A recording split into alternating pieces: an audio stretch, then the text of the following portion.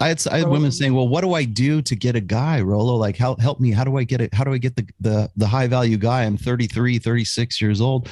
And I'm telling them, I'm saying, well, the first thing you need to do is what we've been telling men since the 70s is you need to get in touch with your feminine side. you need to become, understand your emotionality and understand that, there men and women are different. We're better together than we are apart. We're better, we're innate natural complements to one another. And they're like, well, how do I do that? How do I do that? And I go, well, you've got to get in touch with your femininity. And when I say something like that to a woman who has, for most of her life, built herself up around this sort of alpha female paradox, it sounds like I'm saying, dumb yourself down. And they can't interpret it any other way. That's not what I'm saying. But to say, well, you need to be more feminine, you need to be more nurturing, you need to be more, sexy, I guess, too. I mean, take care of yourself physically as well. But you have to in some way care about how men think about you in an era when you've been raised since you were 5 years old with Disney Pixar movies to tell you that you should never in any way be dependent on a man or be concerned with anyone's pleasure except for your own. So it's really tough for women who for their whole life have heard this narrative. And then now they're 36 and they don't know what to do. And I'm saying, get in touch with your feminine side. And they're like, how dare you? And now here's your host, Jason Hartman, with the complete solution for real estate investors.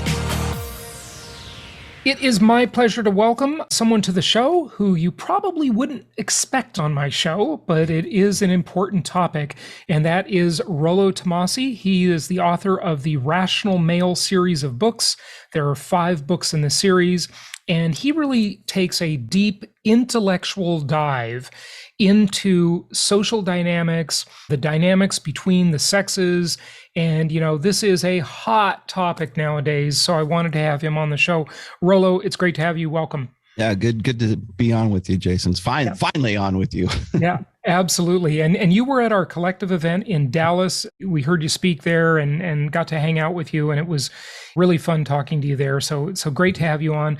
Rollo, I'd just like to ask you, give everybody, the 60-second elevator pitch as to, you and what the Rational Male series is about. Sure. Giving an elevator pitch for the red pill is like next to impossible because it's so diverse. There's so much. I think what happens Executive summary. Okay, so here's the quick summary.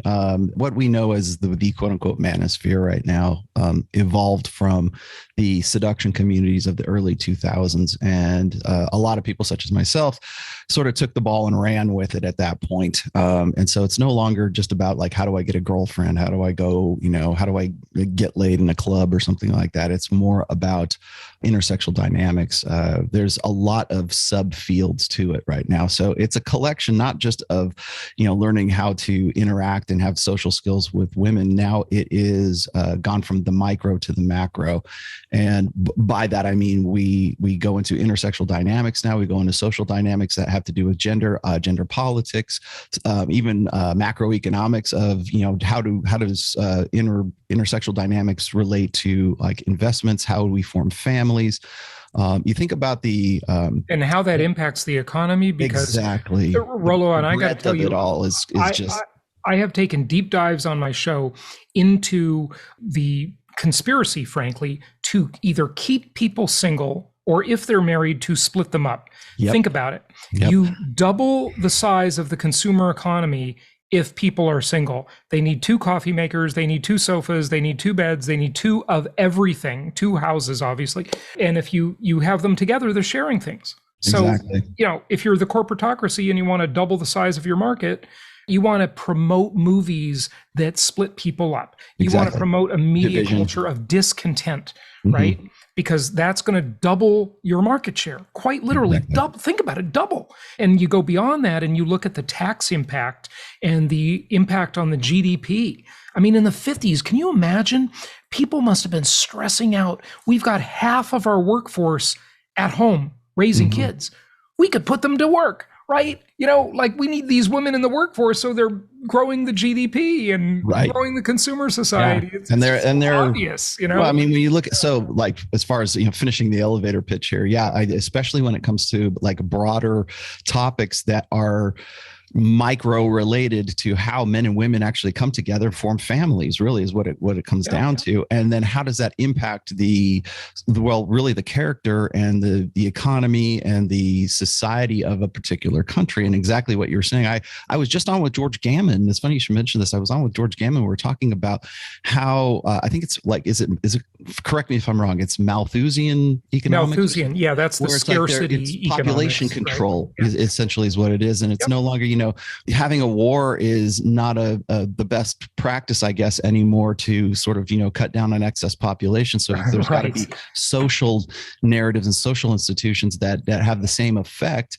And really just what you mentioned a minute ago is it's in a sort of socioeconomic best interest if we can put more women to work, and we can make them, like, women are the primary consumers in the United States right now. They buy more stuff than when we talk about like the gender wage gap, for example. It's not about who's earning the money. It's about who's spending the money. Yeah. who has the money and who is in control of the purse strings. And right now it's primarily women that are the economic drivers, at least in Western nations right now. Right. And that was one of the topics I even talked about when I was at the Collective, is that if you go and you look at like the World Bank, you look at the IMF, you look at the European Central Bank, they're all controlled by women right now.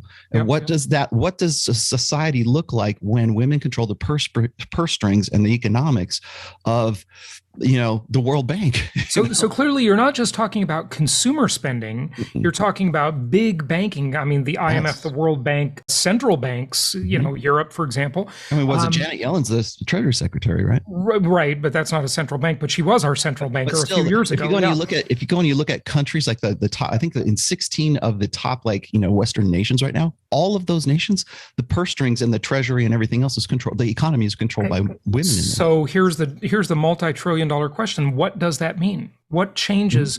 Why does it matter if it's Jerome Powell or Janet Yellen at that top level, that elite level of a central bank or a treasury secretary? How does that matter to society? What is a woman going to do that's different? Okay, here's the red pill take on that. And something else I also talked about at the Collective is when we look at that, women tend to organize societies in a communitarian fashion. Okay. Right. We can go all the way back to when human beings were living in hunter-gatherer tribes. For men, the way men organize society is hierarchical. Okay. So at the top, there's the general and the lieutenants and the corporal, all the way down to the privates. Right. So, and that's very similar to how we organize businesses. So there's the president or the owner, and then there's the CEO, the COO, the CFO, all the people on down in the hierarchical ranks. Yep. When women organize societies and when they are offered some sort of political power, socioeconomic power, the way women approach that is through communitarianism.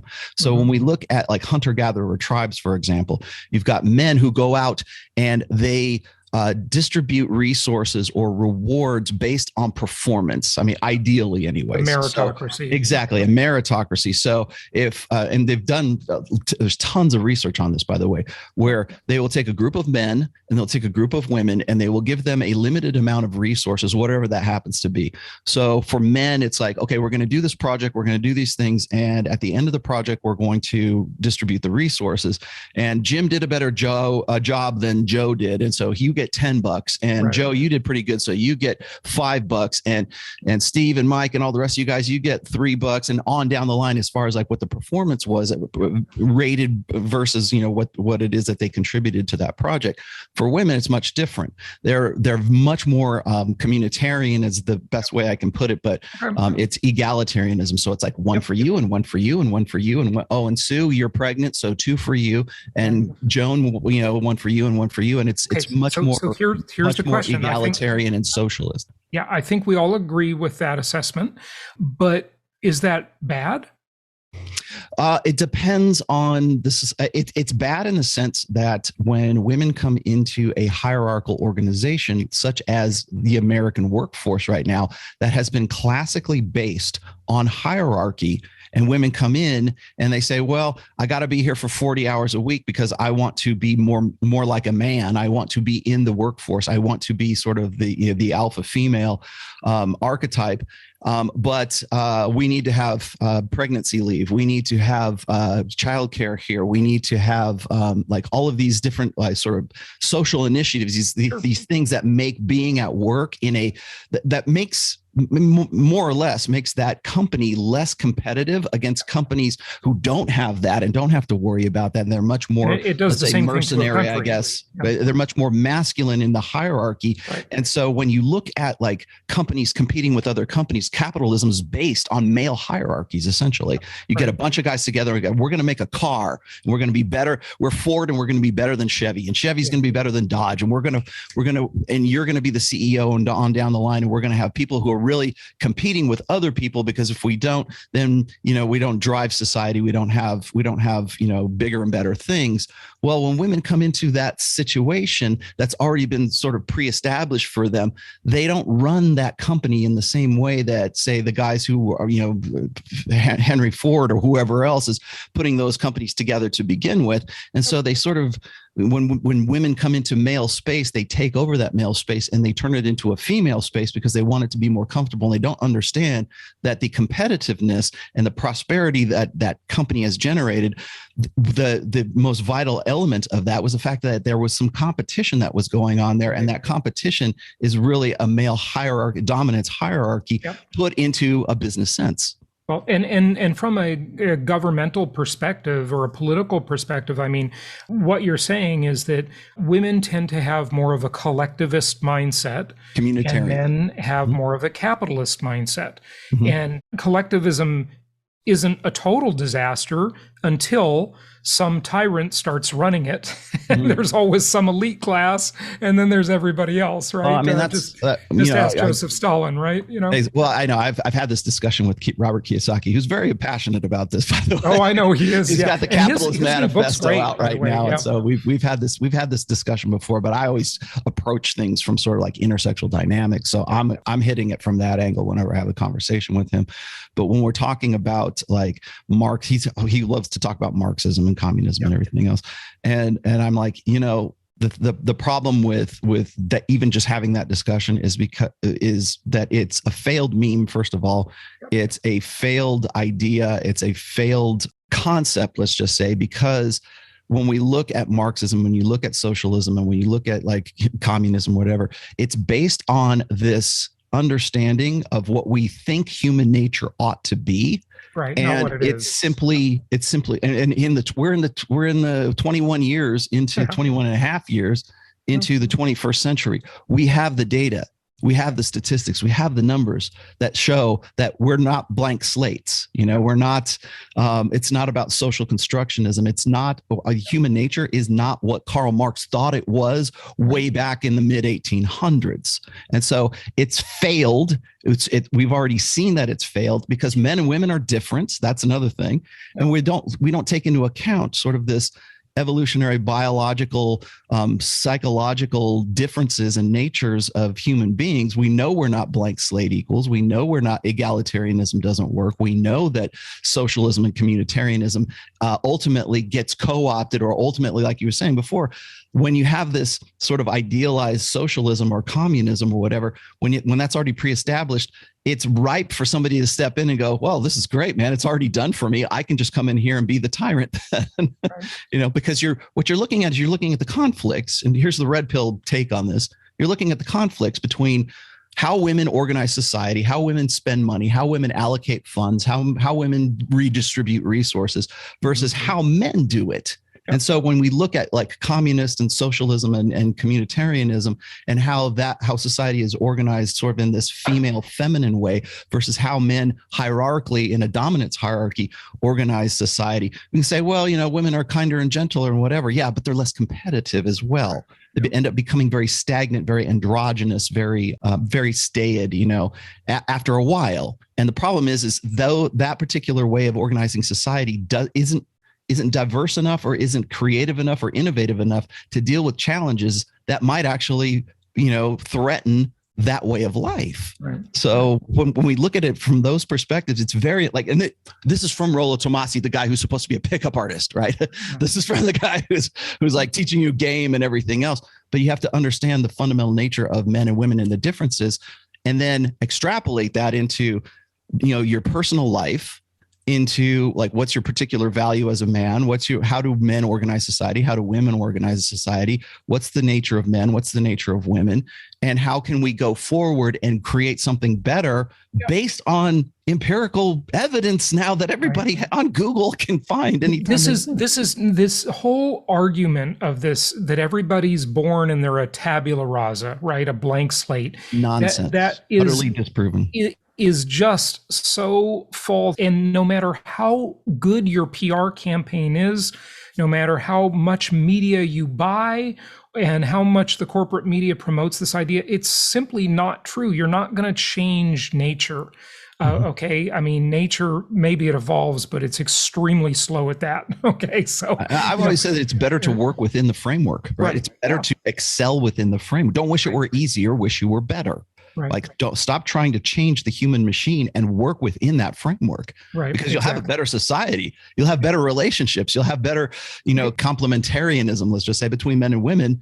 If you accept the nature of women and you accept the nature of men. I've always said this, it's weird that we don't, why is it, Rollo, that we don't want to celebrate these differences?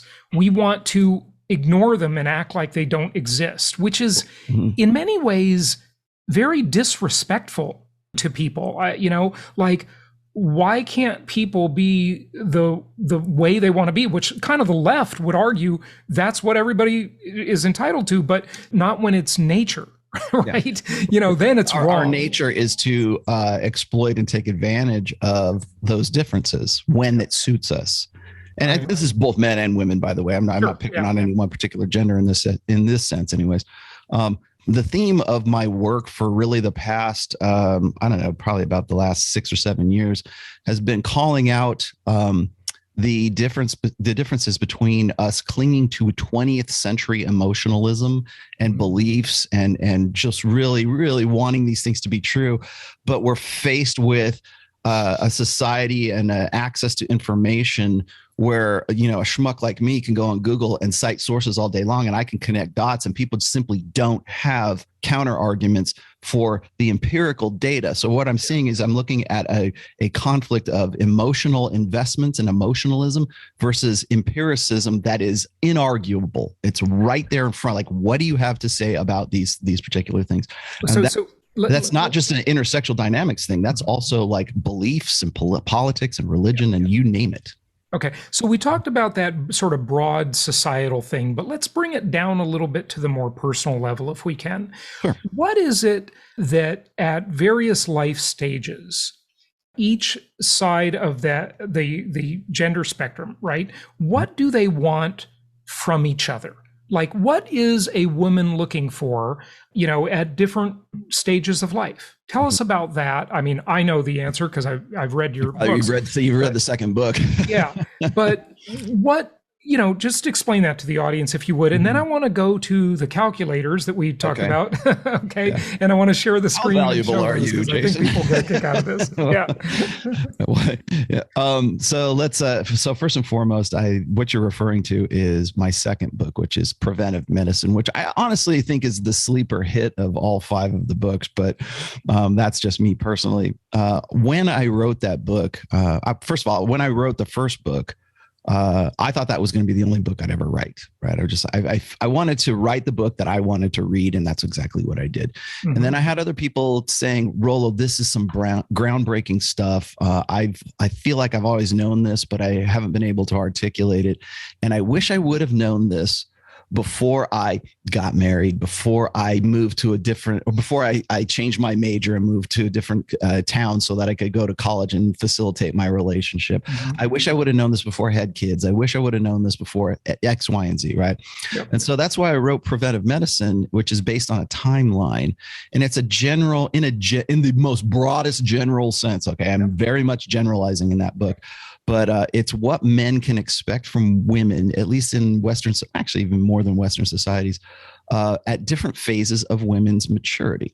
So I start the timeline anyway. And the women are saying, well, we mature so much faster than men. And you're right about that. I think that's true. Yeah. They do actually, but they mature up to a point. They mature fast and hot and then stop, right? Whereas for men, it tends to be a more slow burn, and more like build your equity as a guy over the course of time. It takes longer for a man to mature into the things that make him like at peak attractiveness. And so that's what I put into the timeline. Is I started at 15 years old, and people criticize me for that. But the reason I did that is because I have high school guys asking me about these very complex questions.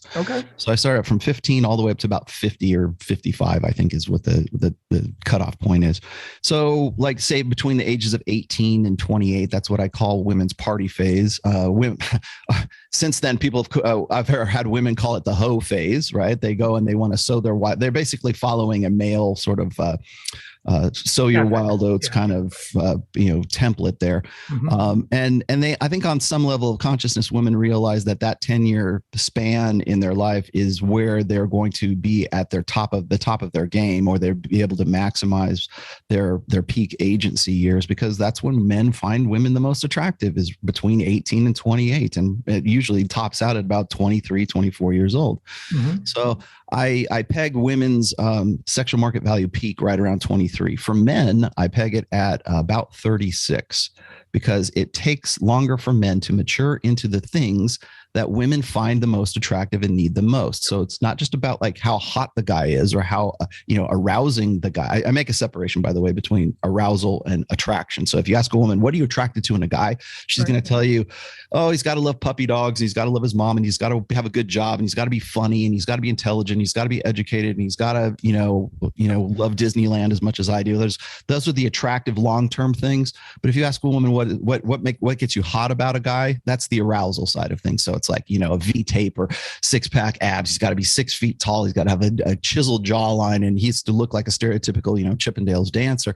That's the difference between those two. So I always have to make that distinction, because people will say, well, what's attractive? Well, that's much different than what makes you arousing.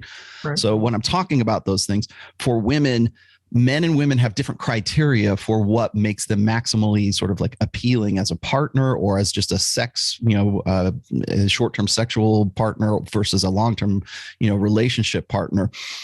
But for men, it takes much longer to mature into what makes him maximally attractive. So if he's got money, muscles, and game, it takes him a lot longer to get that than it does for women to simply get, she's got to be hot and she's got to be available. Those are the two criteria that men have, and then anything else after that is sort of gravy beyond, getting your foot in the door with being attractive, and, being hot and being available.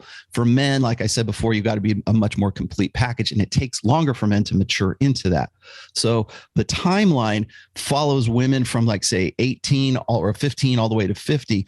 And at various stages along the way, women have different criteria, or they have the same criteria, but they reprioritize it differently. So a woman between 18 and 28, she might just be looking for the hot guy in the foam cannon party at spring break in Cancun. And that's what she's really looking for, is that fun, exciting sexual guy who's going to really rock her world. Whereas when she gets to be about 29 to 31 years old, that's what I call the epiphany phase. And that's when women say, I'm done with my journey of self-discovery, and I got to get right with God, and I've got to do things the right way. And I need to find a guy. Where's the nice guys, Rollo? Where are the good guys? Where are the high value guys now? And they're hitting 31 years old, and those guys aren't as forthcoming anymore. No, but here's the reality. You ignored all of those guys the last 10 years. Yes, you were mean to them. You were rude to them, and they disappeared. That's what happened. Yeah. Well, there's this it's what I've called the betas in waiting syndrome. They're hoping that there'll be some guy. And by the way, I'm not just kind of pulling this out of my ass. This is like, you can go and read exactly this in Sheryl Sandberg's Lean In. Her advice to women is exactly what I just said.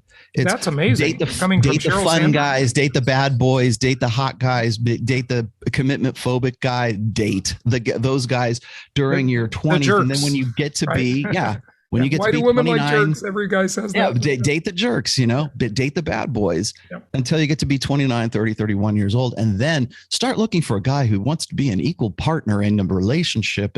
And he wants to do things around the house, and he's really supportive of you. And don't worry, there'll be plenty of those guys when the time comes.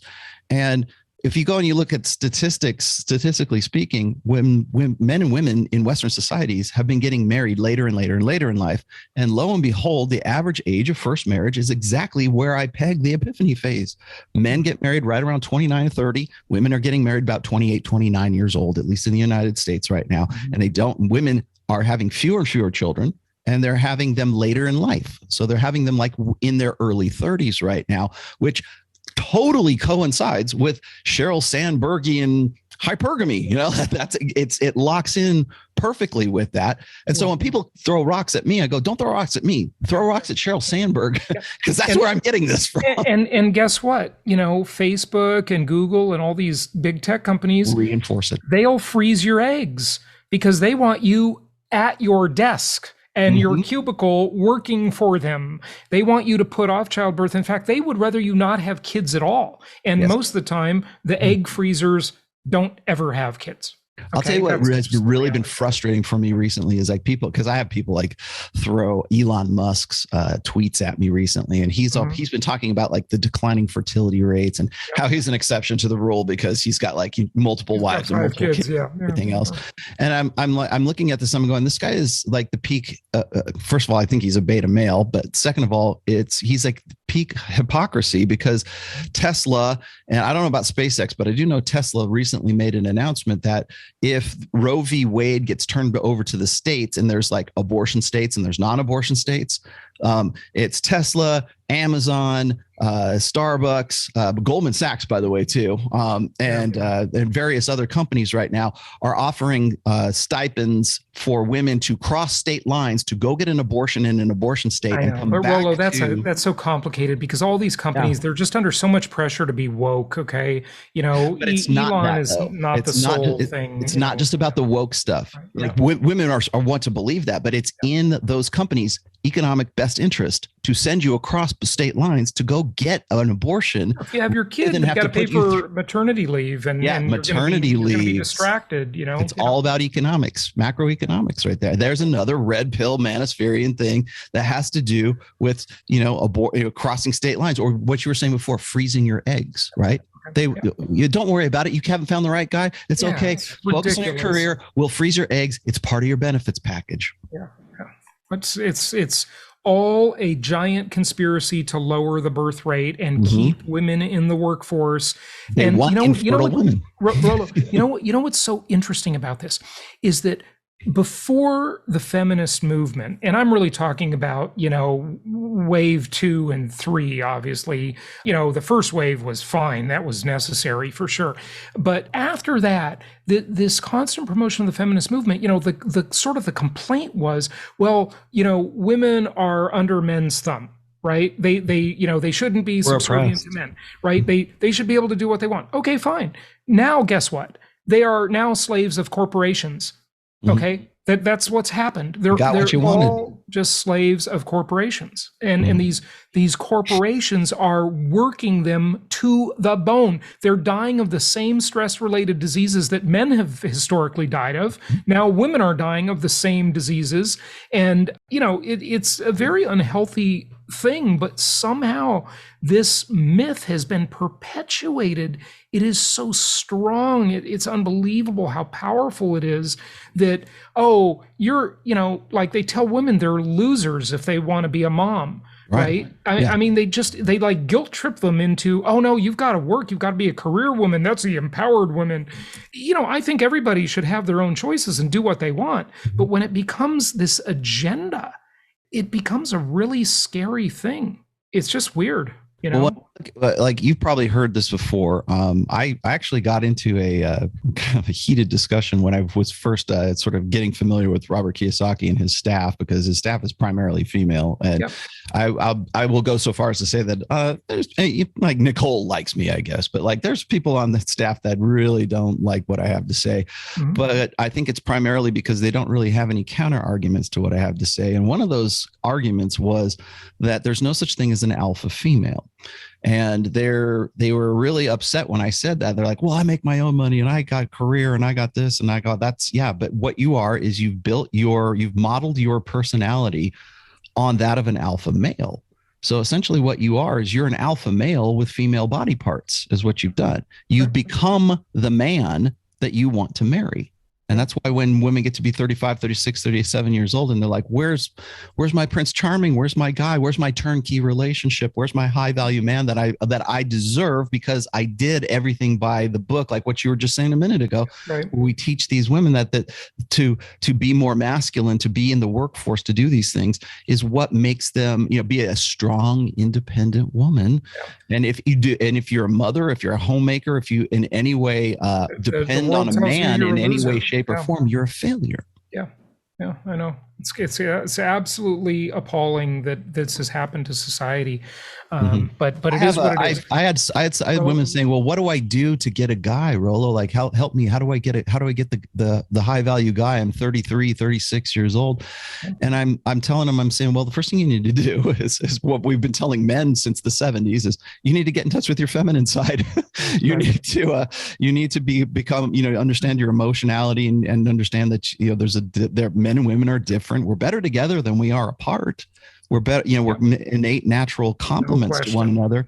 And they're like, well, how do I do that? How do I do that? And I go, well, you've got to get in touch with your femininity. And when I say something like that to a woman who has, for most of her life, built herself up around this sort of alpha female paradox, it sounds like I'm saying, dumb yourself down. And they can't interpret it any other way. That's not what I'm saying. But to say, well, you need to be more feminine, you need to be more nurturing, you need to be more, sexy, I guess, too. I mean, take care of yourself physically as well. But you have to in some way care about how men think about you in an era when you've been raised since you were 5 years old with Disney Pixar movies to tell you that you should never in any way be dependent on a man or be concerned with anyone's pleasure except for your own. So it's really tough for women who for their whole life have heard this narrative. And then now they're 36 and they don't know what to do. And I'm saying, get in touch with your feminine side. And they're like, how dare you? Yeah, I know. It's unbelievable. I don't think there is any man that I have ever met and talked to that says, I want to find a woman who earns a lot of money. Mm-hmm. Like, I've never heard that come out of a guy's mouth. Okay. I've had a million discussions on this stuff. Our criteria for attraction and arousal don't have anything to do with to be a man is to make and earn more resources than you can expend, because that makes you more suitable to become someone who's going to reproduce, be able to take care of kids. It's what I call the 3 Ps, protection, provisioning, and parental investment. That comes from being able to earn and create excess resources. Right. At least in a long term, like what makes a man attractive, those would definitely make men attractive. Yeah. Okay, so let's look at the calculator for a moment. Okay, in the interest of time, we've got to get to this. So what I'm going to do here, and for those of you listening on audio only, we'll just explain this to you. So don't worry about it. I'm going to share something called the female delusion calculator. Okay, and this is a really interesting thing. Now, this is not a slam. And there is a male delusion calculator too, or male reality calculator that we're going to get to right after this. This is actual empirical data taken from the government. Okay, the government knows how old everybody in the population is. They know what gender they are. Guess what? The IRS knows how much money they make. And they also have massive studies on whether someone is obese or not. Okay. And those are some of the criteria you're going to see in here.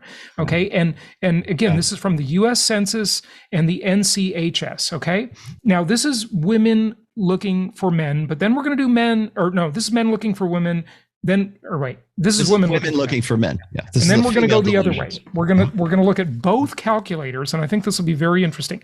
So here is a female who's looking for a guy, and she wants a guy. Okay, so say she hit that mark where she's 34 years old. Is that a good number to pick? Sure, why not? Round it off. She's going to take a guy who's maybe, 34 to 50.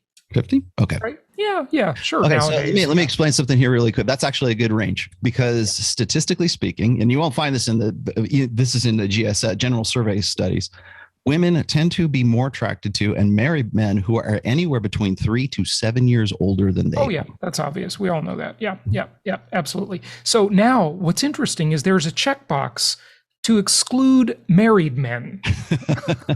Isn't that awful? In case that you're okay with that. Yeah. Okay, so we're going to exclude married men and assume that you're not a homewrecker and you're going to get a single guy, right? Mm-hmm. Okay, so now let's say you're white. Okay, so we're going to choose by race. There's 3 choices: white, black, Asian, okay, or any color.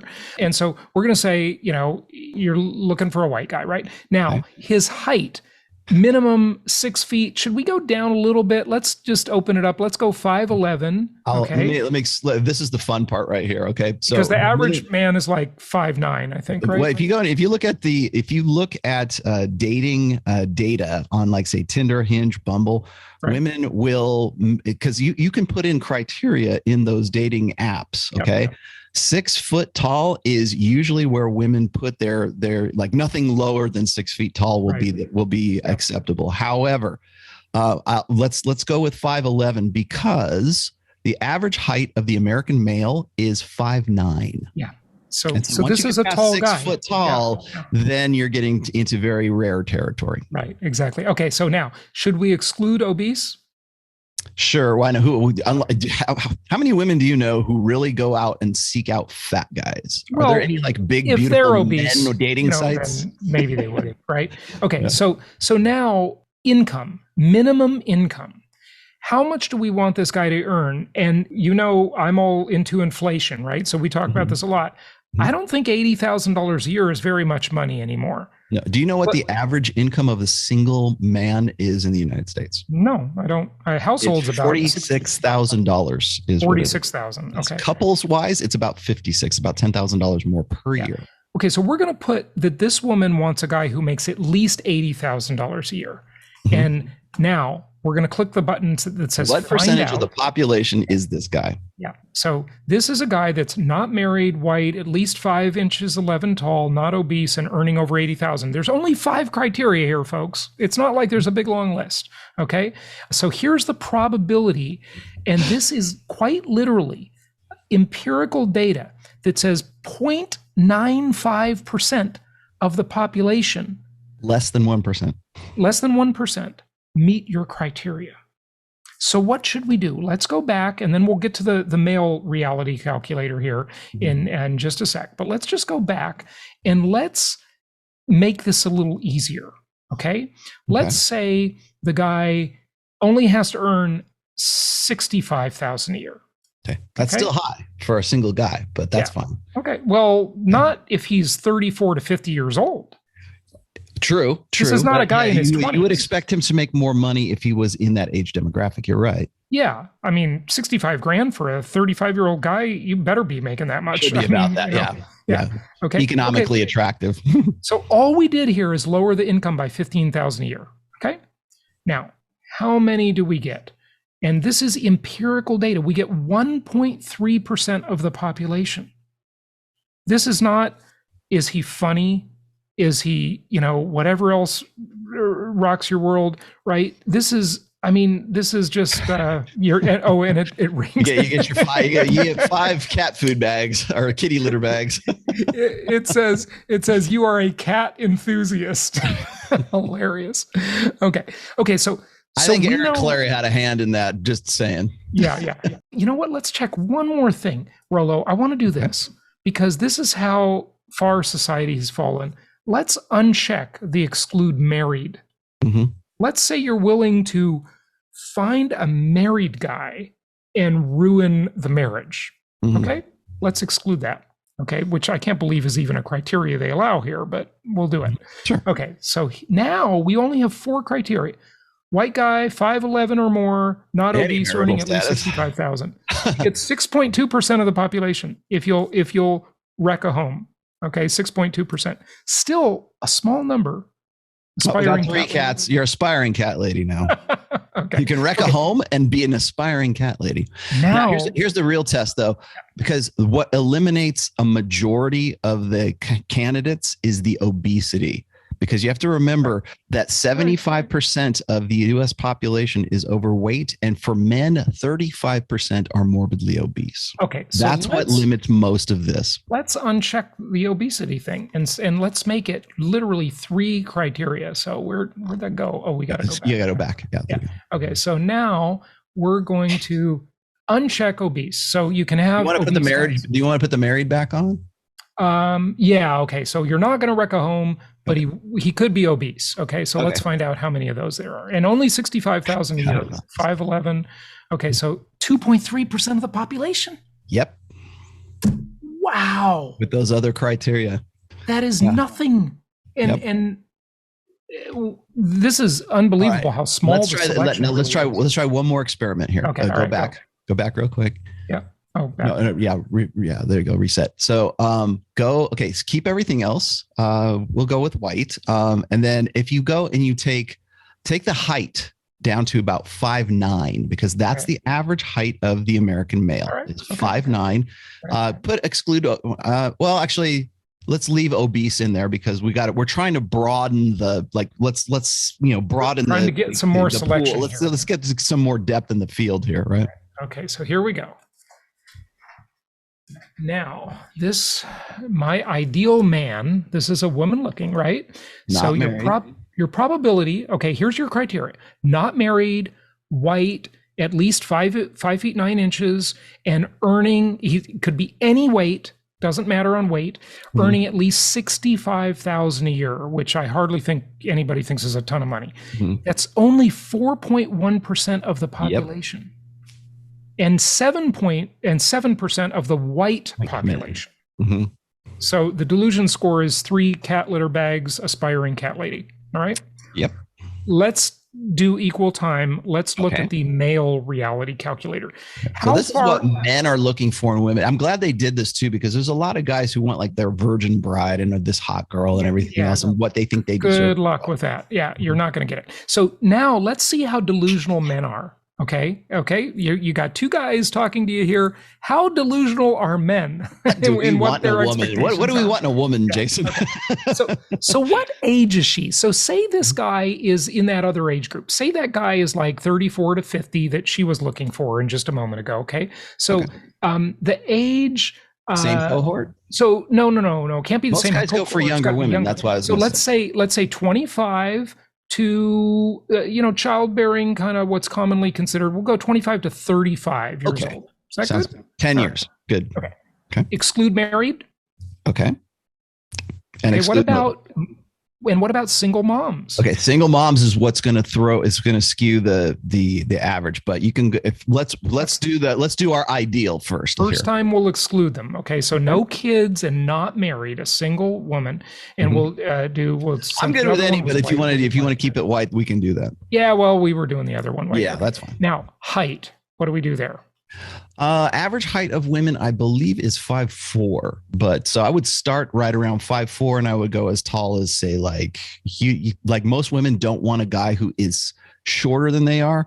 So if you went to 5'9", or you went to, let's go 5'11" as the max, because that's tall. That's tall, yeah, because women want a tall. I mean, that is the number one most universal attraction cue for women is no, but this is men. I know, I understand that, but what I'm saying is, like, you got to remember that if you are under a particular, like, if you are over a particular height, you don't want a woman that's taller than you.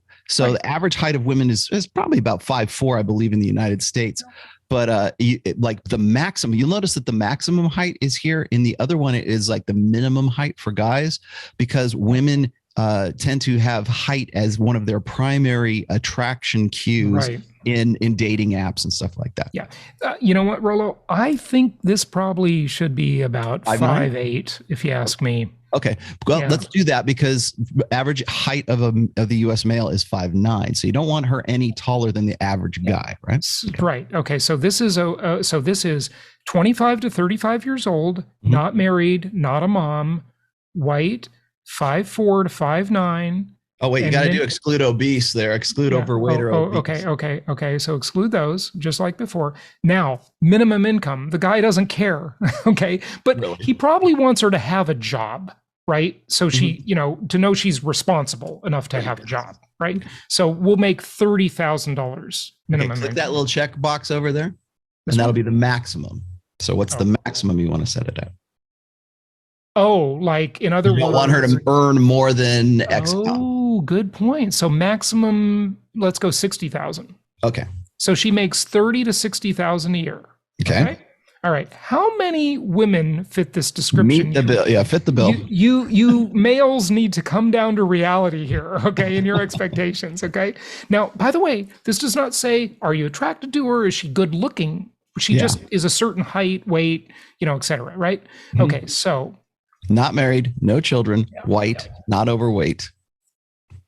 1.6627% of the population. So 1.6% of the population matches your desired between those ages, 25 and 35. Yeah. Wow. Yeah.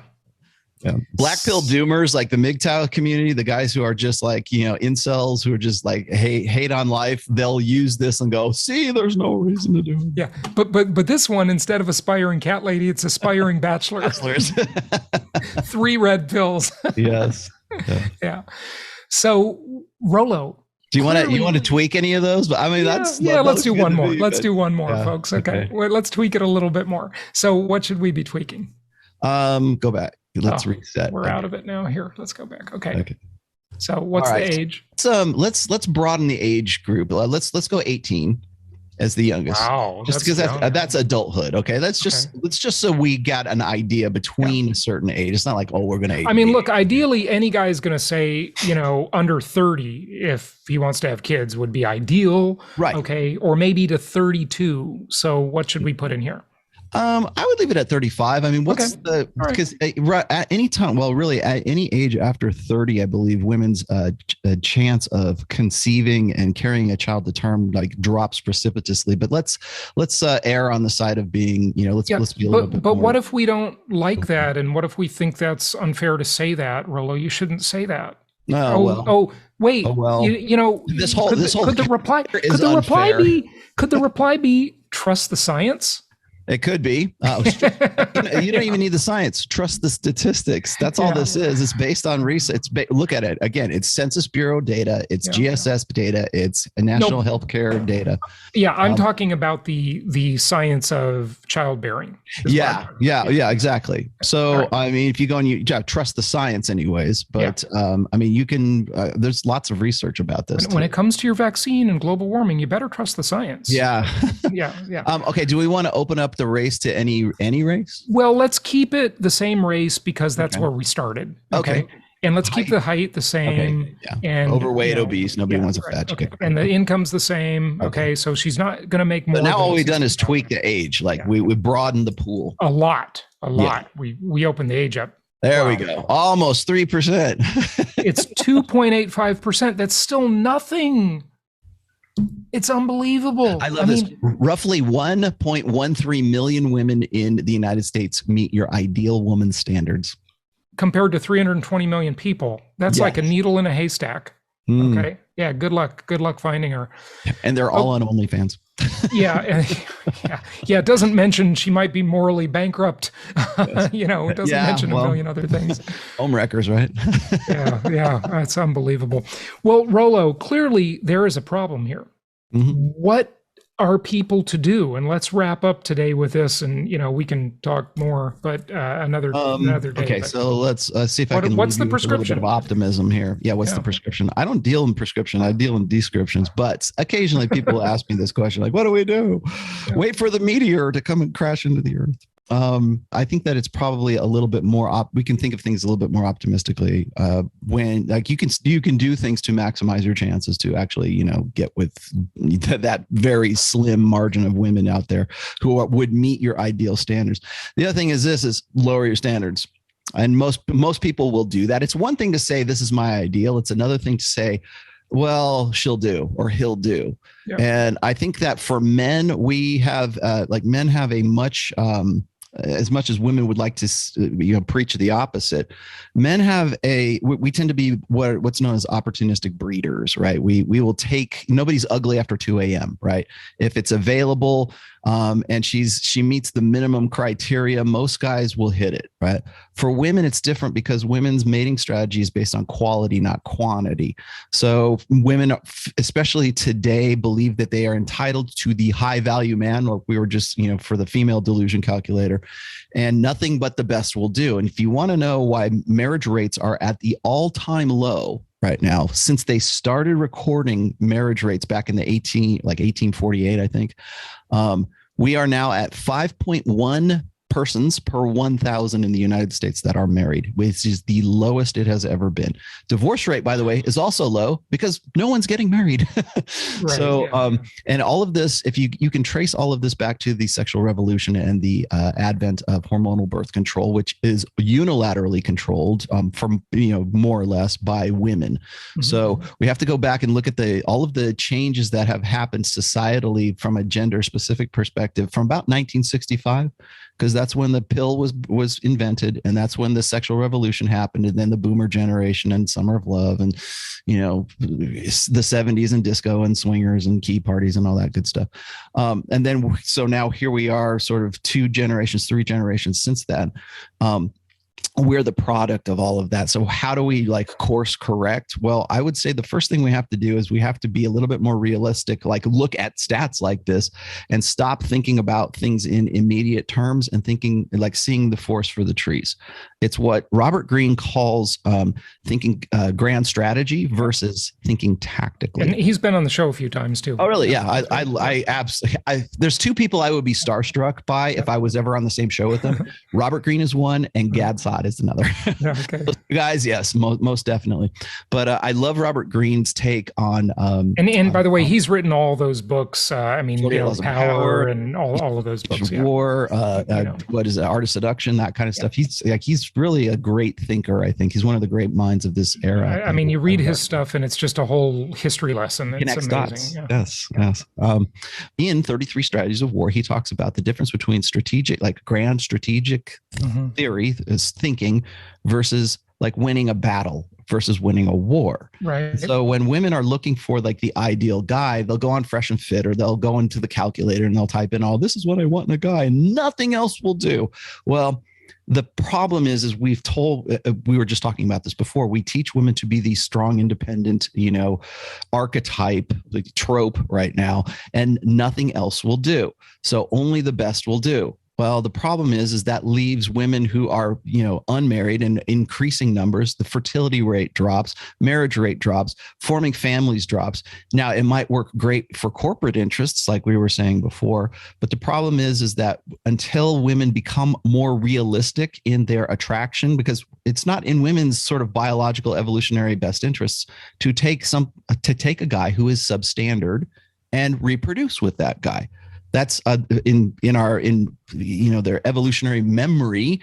It is a death sentence to get with a guy who is substandard. They don't want to, hitch their cart to a loser. Yeah. And that's female mating strategy. And that's the biggest obstacle. I think if you want to course correct, you've got to get around that, because you're not going to tell a woman you should take what you can get, girl. That's not going to happen. However, you do have to be realistic with women, and hopefully in a certain percentage of them, this sinks in and says, you know what? I know you've been sold this bill of goods that you can have it all and you can be an astronaut and whatever Disney and Pixar told you when you were 5 years old.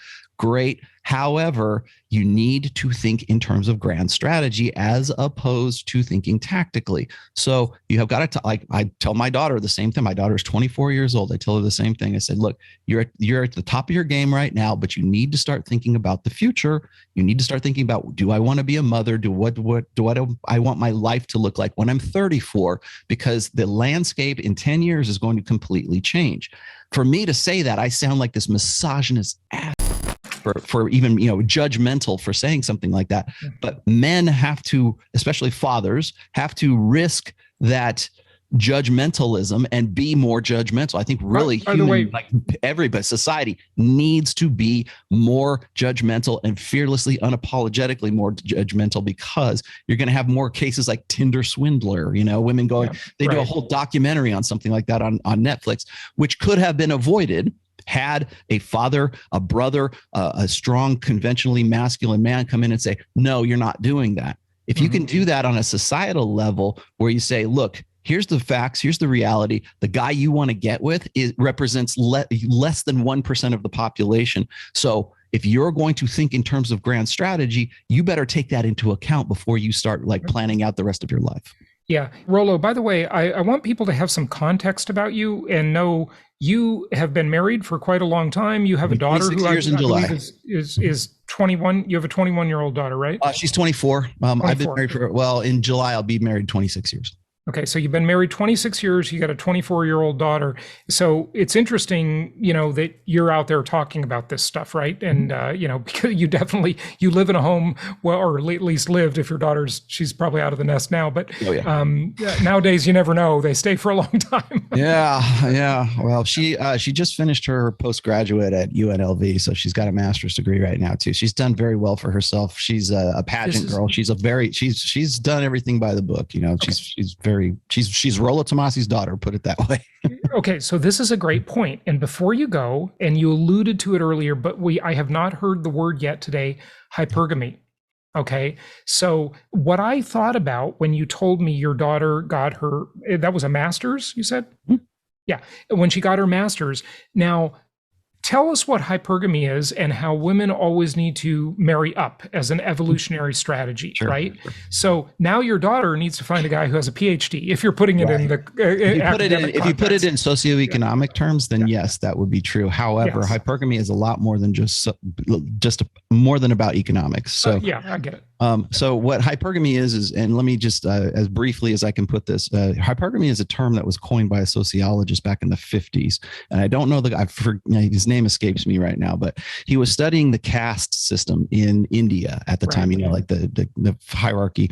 Sure. And he was noticing that young women of a lower caste would have a tendency to want to marry into a higher socioeconomic caste. So, which makes sense, right?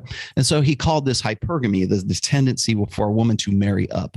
Now, since that time, we've broadened the definition of hypergamy to include what we call I'm going to say it politely, the alpha seed and the beta need side of it. So the hypergamy is really the dualistic nature of women's mating strategy. They're looking for the best guy who's the best specimen, who is the hot guy in the foam cannon party. He's hot. He represents good genetics. She really wants to have a good sexual experience with him. He's short-term sexual, but he's somebody that she wants to breed with because he's like I said, 6 foot tall. He's got V taper. He's got chiseled jawline, very conventionally masculine. And then there's the beta buck side, which for lack of a better term, he's the guy who's a good dad. It's like cads versus dads, and the dad side is the 3 Ps, as I mentioned before, which is provisioning, protection, and parental investment. Rarely do those two ideal qualities meet in the same guy at the same time. Mm-hmm. And so rare is that, we just looked at this on the calculator. So rare is that women don't even look for that guy at particular times in their lives. Mm-hmm. So a girl who is between 18 and 28, she's not really thinking about the long term. As I said, grand strategy. She's only thinking about the here and the now because everybody's throwing everything at her because an attractive young woman in that age demographic right there, the world is her oyster. Until she gets 29, 30, 31 years old, which is average age of first marriage. She's checking out of the sexual marketplace, and she's now no longer the criteria. She'd love to get up with a hot guy, don't get me wrong, but the priorities of that criteria have changed. Now he's got to have a good job. Now he's got to have some sort of future. Now he's got to have some sort of he's got to have a master's degree, right? He's got to be educated. And so now you're stacking the priorities in a different order now.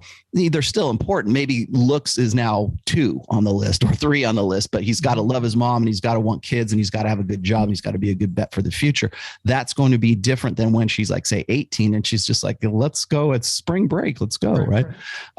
So that's essentially what hypergamy is. However, the other part of this is that women, when they are instead of tending to marry up, they are tending to look up in this hierarchy of guys who are hotter than the last guy or are better candidates. So when we talk about an alpha male or a high value guy, on the 10 scale, say a woman is like a 6 on a 10 scale, she believes that she needs to get with a guy who is at least a 6. And if he's a 6, she's looking for a 7.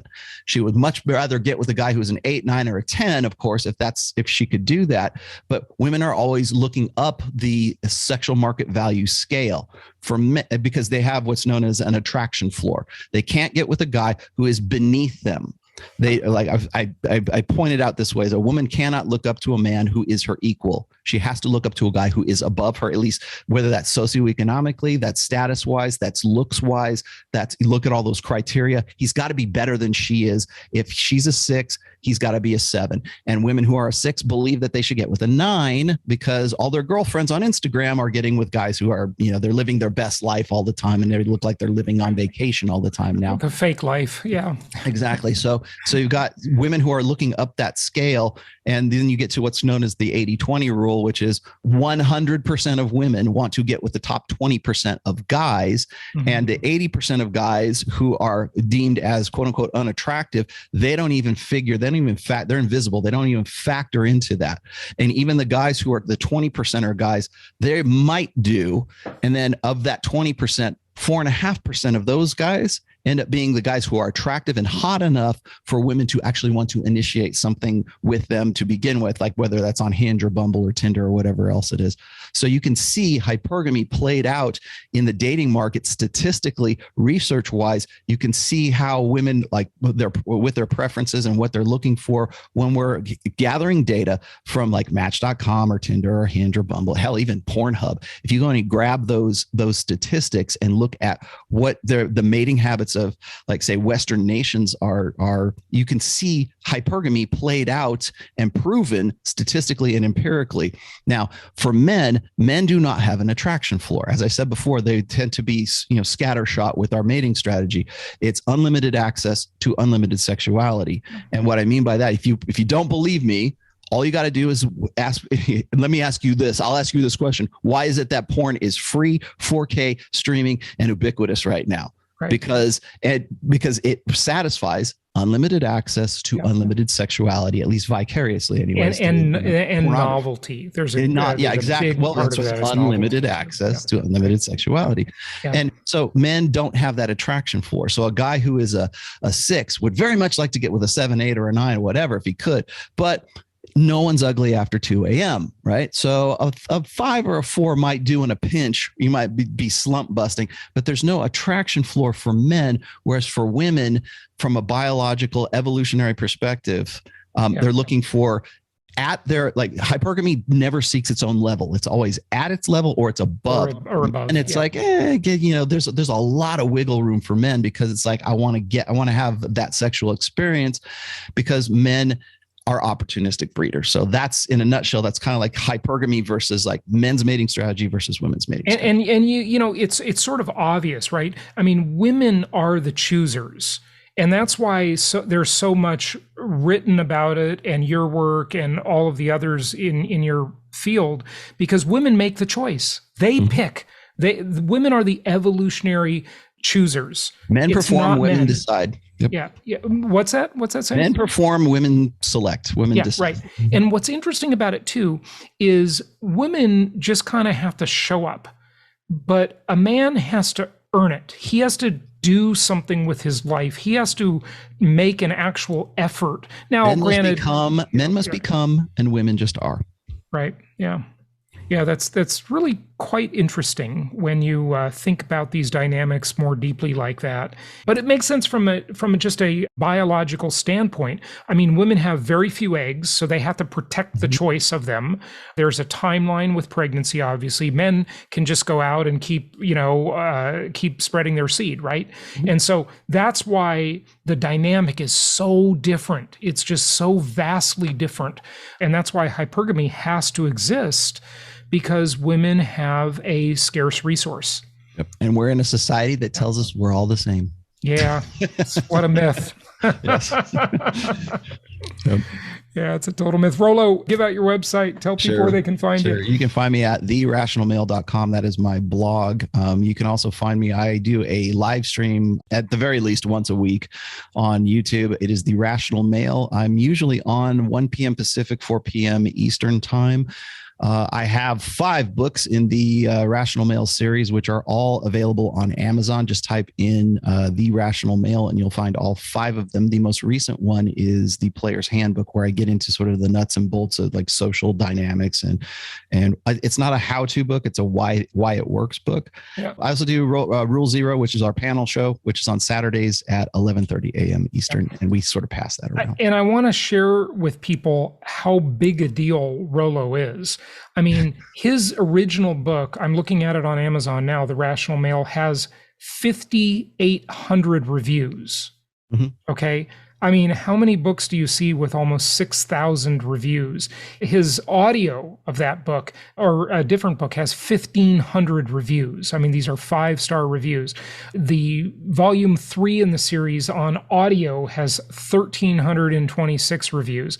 I mean, how many books have you sold, Rollo? I mean, you're an amazing successful That's kind of difficult to say because it sort of depends on the book itself. The original book is in the millions right now, but the other books, it just kind of depends on the book. Like book 2 is actually very, very popular, and book 5, I also did a book on religion as well. I guess I should tell you about the series. The second one is preventive medicine. As I was saying before, it's based on a timeline of what men can expect from women at various phases of maturity.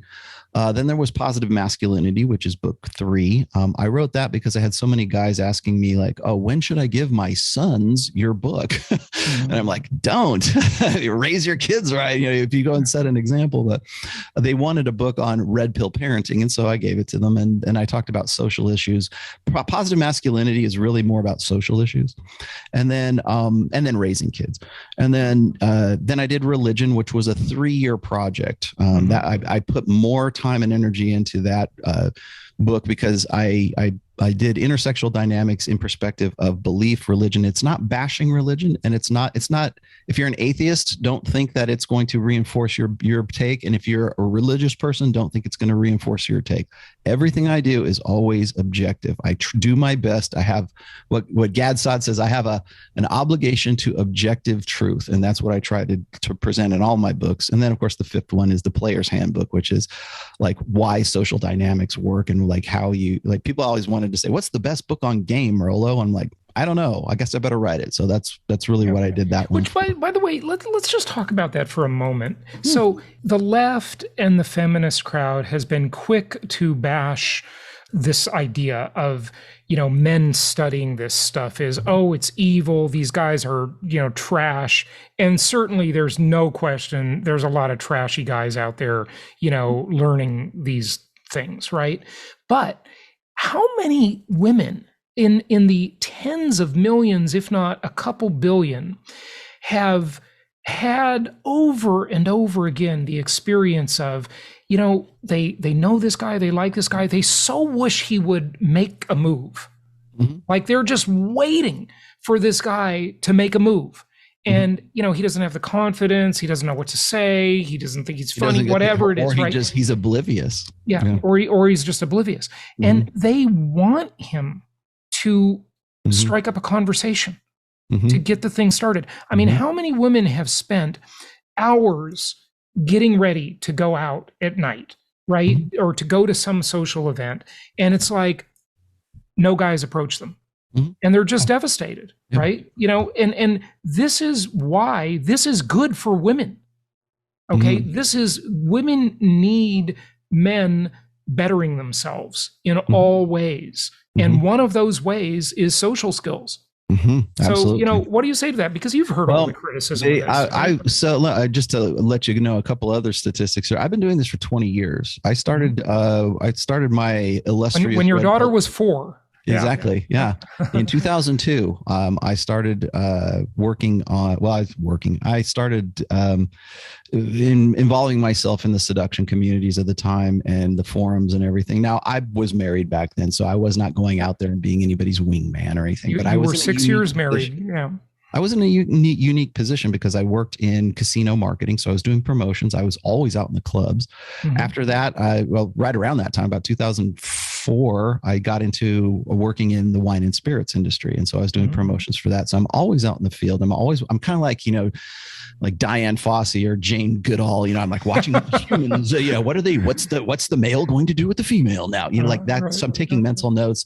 And then what I would do is I would bring it back to those forums and we would have discussions about that, which became the blog posts, which became chapters in my book, and which led up to me doing what I've been doing for 20 years now. And you are correct, because over the course of that 20 years, I've seen guys go from hitting on women in the clubs and running game on them in the clubs and in whatever fashion that they're doing it, to the point where, you got eHarmony and Match.com and Plenty of Fish, and people wanted that buffer. They didn't want to, really risk rejection, but they were at least on like Match.com. They were writing, bios and profiles about them. Here's what I'm looking for in a woman. Here's for a man. And now we've evolved from those profiles to Tinder, where all we're doing is swipe left, swipe right. Oh, he looks hot. He looks cool enough to hang out with. It's and the number one dating apps are really, Tinder, Hinge, Bumble, and really the number one dating app in the world is Instagram. Because if you meet a woman at the club, what's the first thing they do? Follow me on Instagram. They don't care about phone numbers anymore. Right. Follow me on Instagram. Let me see if you're cool enough for me to hang out with you. And then we'll go from, do you have a blue check mark? Are you verified on any of these? That's a status symbol. And so we do things like the nature of human beings when it comes to like wanting to get with another person, like, heterosexually speaking, wanting to get with that other person, the desire and the mechanics and the evolution and the human machine doesn't change, but the context in which we meet each other definitely changes. And you're exactly right.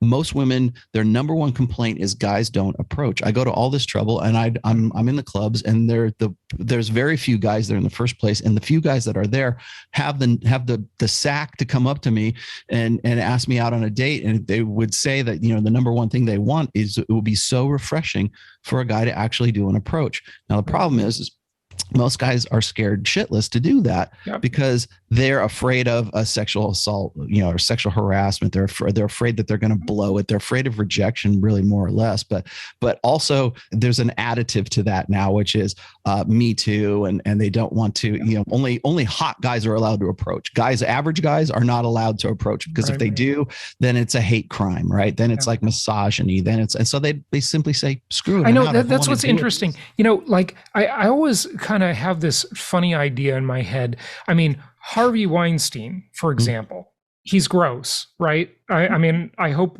I think he has gotten what's coming to him. Figuratively and objectively. But I always wonder, what if Harvey Weinstein looked like Brad Pitt? What if he was an attractive guy?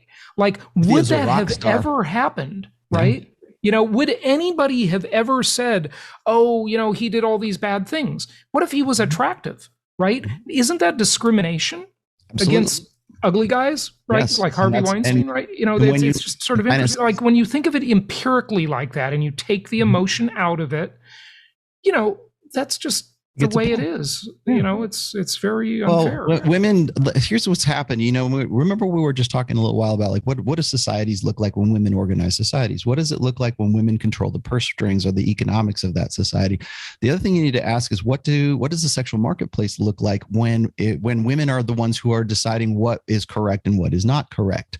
Right. And so in an era where, like, you've probably heard women say this before, I don't need a man. A woman needs a man like a fish needs a bicycle. Oh, right? I don't Gloria Steinem. But I want a man. Okay. They don't need the guy. I mean, they perceptually anyways, they're the strong, independent woman who can provide for their own long-term security. They don't need the beta bucks provider, protector, and parental invested guy, because they can go have babies themselves by freezing their eggs or whatever. Women can electively have or not have kids these days. So what man do they want? They want the guy who looks like Brad Pitt. They want the guy who's the alpha C. They want the guy who's going to rock their world. That's what they're looking for. You want to know what you just asked me a minute ago, like, how do we go forward? How do we change it? Well, you've got to make women aware of that. And you've got to in some way find a way to say, look, you've been deciding who gets to even come up to you and ask you out on a date right now, because if they don't meet your particular criteria, they go to jail. They're criminals for actually making that approach, unless they're hot. And if they're hot, then like you were saying before, Harvey Weinstein, if he looked like Brad Pitt or Chris Hemsworth or something like that, we would be having a much different conversation. When that happened, when the Harvey Weinstein thing happened, I had this conversation with Rich Cooper. I said, why is it that a guy like Gene Simmons from Kiss doesn't have like Me Too charges just up and down the block? Because he's a rock star. Yeah. Because he's Gene freaking Simmons. That's why. But he's not good looking. Yeah, and Gene Simmons is not a good looking dude, right? Yeah. But he's, arguably he's been with a lot of women. And you could make the same case for a lot of other guys who are good looking and are conventionally alpha that aren't getting Me Too'd. But the guys who look like creeps, those are the guys who are the first ones to go down. Yeah, right. I know that's really, if you think about that just objectively and empirically, that is so unfair. It just is. But yeah, well, it is what it is. Deserve's got nothing to do with it, Jason. Yeah, that's for sure. That's for sure. Well, Rollo, hey, thanks for joining us today. Really interesting and very long conversation. Yeah, pick and pull what you want, man. Turn it into 3 different shows. That's good for me. All right. And, the books are in all the usual places. Of course, the reviews are incredible. And I should also add the Audible books. We just passed 200,000 units for the Audible books. Wow. That's amazing. Yeah. Yeah. I always say on my show, compared to what? Folks, this is in an era where if you sell, there are so many books in the world nowadays. If you sell over, get this, you ready? 5,000 books. That is considered a really good success. I mean, if you're an author and you want to write a great American novel or a nonfiction book or whatever, and you sell 5,000, you are a rock star. And Rollo has sold millions of books. So check out his stuff. It's really enlightening. It really is. The Irrational Male on Amazon. All right. Rollo, thanks for joining us. You got it. Anytime, Jason.